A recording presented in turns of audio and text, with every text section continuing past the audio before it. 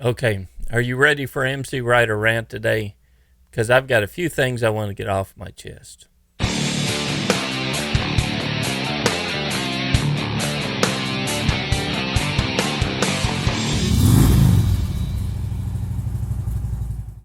Why do we make the choices we do as a motorcyclist? Some choices we make are, which motorcycle will I buy? What gear will I wear while riding? Is it worth the risk to ride without a helmet? How about riding with a helmet but no jacket or gloves? How about a helmet, jacket, and gloves, or a pair of jeans? Or how about all the gear all the time? Or is there way too much risk in riding a motorcycle to begin with? Would we all be better to wrap ourselves in bubble wrap and just sit on the couch? This week on MCrider, let's talk about risks and the decisions that we make as riders. Hi, if you're new here, my name's Kevin, and I'm the host of this YouTube channel, MCrider. I release a weekly video on motorcycle road skills or road strategy to help make you a better rider. New videos are released every Friday morning. You can sign up for our weekly email and get videos delivered right at your inbox at mcrider.com/email. Now, risk is one of those things that every rider needs to make a conscious decision about. How much risk is too much? Your answer to that question will determine the amount and type of gear that you wear, how much training and practice you receive, and the way that you ride when you're on the street. The amount of risk that you choose to take should never impact the safety of others, though. If you want to ride fast, there are track days for that.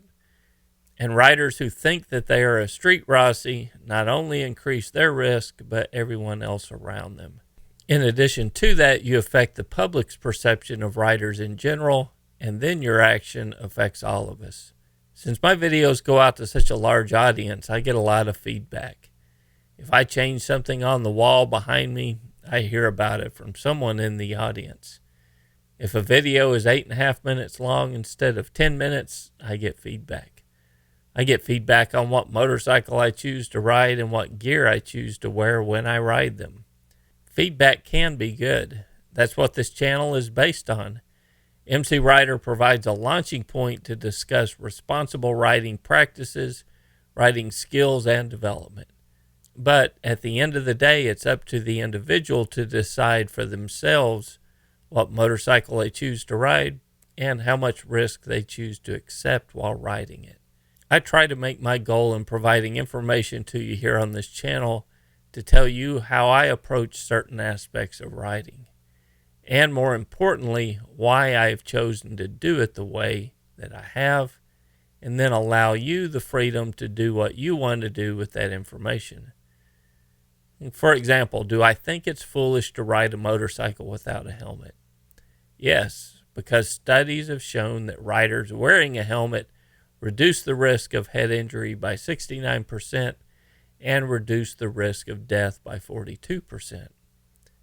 Do I think you should have the right to choose for yourself whether or not you want to wear a helmet? Yes.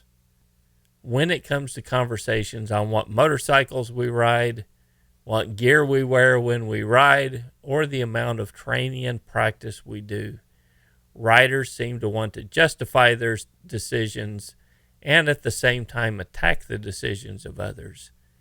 If I change a motorcycle in the background, I'm simultaneously cheered and shunned by the brand tribalism of many in the audience. To me, the variety of motorcycles, their style, their design, and purpose helps keep motorcycling interesting.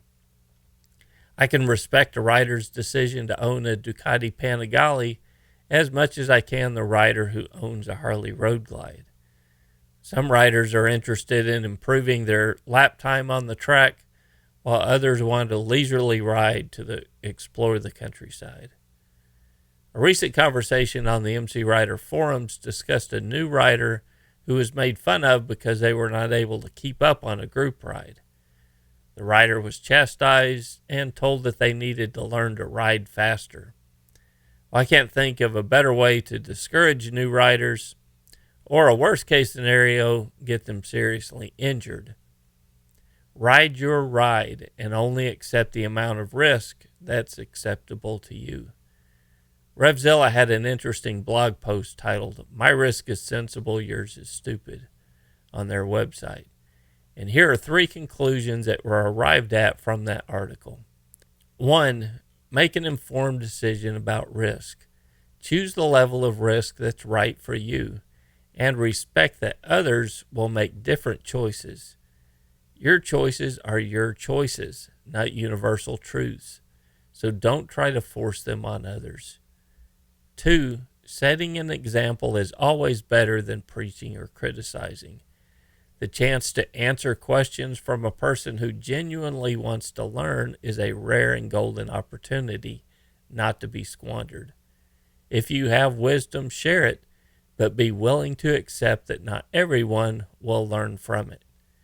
3. If you choose a risk level and it all goes wrong, leading you to a crash, take responsibility for your actions. Learn how to avoid it in the future, and don't whine and blame others for a risk that you freely chose to accept. And that last one's one of my pet peeves when it comes to riding a motorcycle, especially if you watch many of the motorcycle YouTubers, which I watch my fair share of.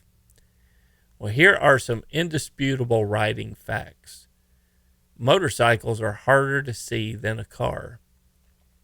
It's more difficult to judge the speed and distance of an approaching motorcycle. Many drivers will be distracted. Some drivers will be intoxicated. Some drivers are careless when it comes to others on the road. Given that these are pretty much indisputable facts, it is on us as riders to do something about it. Now, we can complain, but that does nothing to change the facts as they are. Or we can use road strategy combined with riding skills to greatly reduce the risk that we freely accept. Personal responsibility is a lost quality these days. From our politicians blaming each other, to parents blaming the school system, to motorcyclists blaming other drivers, and doing nothing tangible to change their riding habits or increase their riding skills. Who do you have responsibility for? You.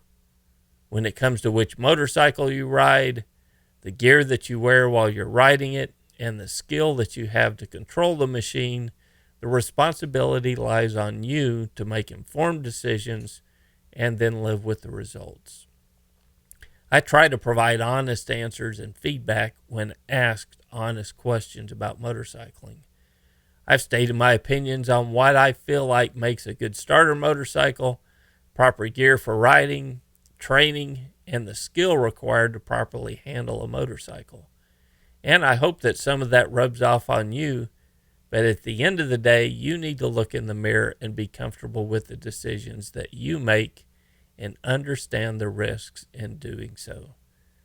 The world would be a better place if it were not so quick to be offended by the opinions and choices of others. Tolerance is more than accepting the people who think like you do. Tolerance says, I may not agree with you, but I respect you as a person. Tolerance says, even if I never agree with you, if I try to understand why you make the decisions you do, I will be better for it. Till next week, guys, this is Kevin with MCrider, and I'll see you on the road. There are multiple ways to support the channel. You can become a member on YouTube at mcrider.com/member, or support the channel through Patreon at mcrider.com/support.